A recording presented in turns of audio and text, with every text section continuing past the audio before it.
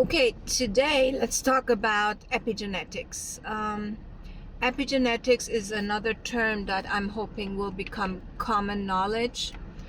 As most of you know, in the past, everything that happened to us in terms of disease was blamed on genetics, which kind of insinuates that you're a victim of your genetics. There's nothing you can do about it. That's how you were born and that's how you're going to die. However, epigenetics is proof that our lifestyle, our nutrition, our exposures, even our thoughts can be a trigger of genes being triggered. So epigenetics refers to latent genes that are not expressed. They're there, but they're not expressed until something triggers it. So as I again repeat, it can be our lifestyle, it can be our foods, it can be toxins, it can be even our thoughts, because as you know, placebo effect is real. So I'm not going to go into technical how it works, epigenetics, but this is important to know for now. Another thing that as a microbiome researcher I wanted to point out is that in the past we say genetic predisposition.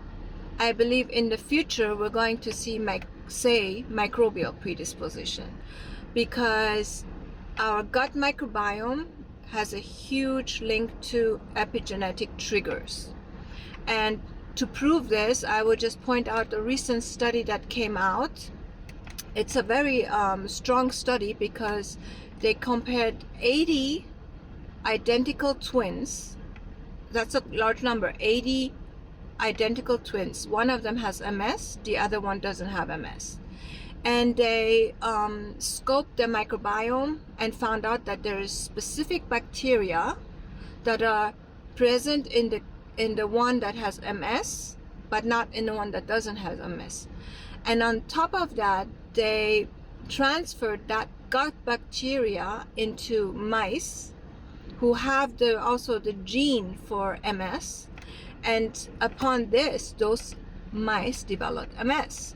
So that's a hardcore study which shows our gut bacteria is responsible if genes express themselves or not.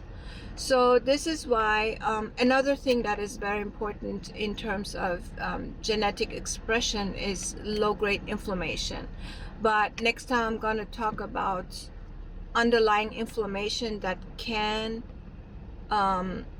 result into many diseases, including cancer, autoimmune disease, autism, many other diseases that can express themselves because of low-grade inflammation.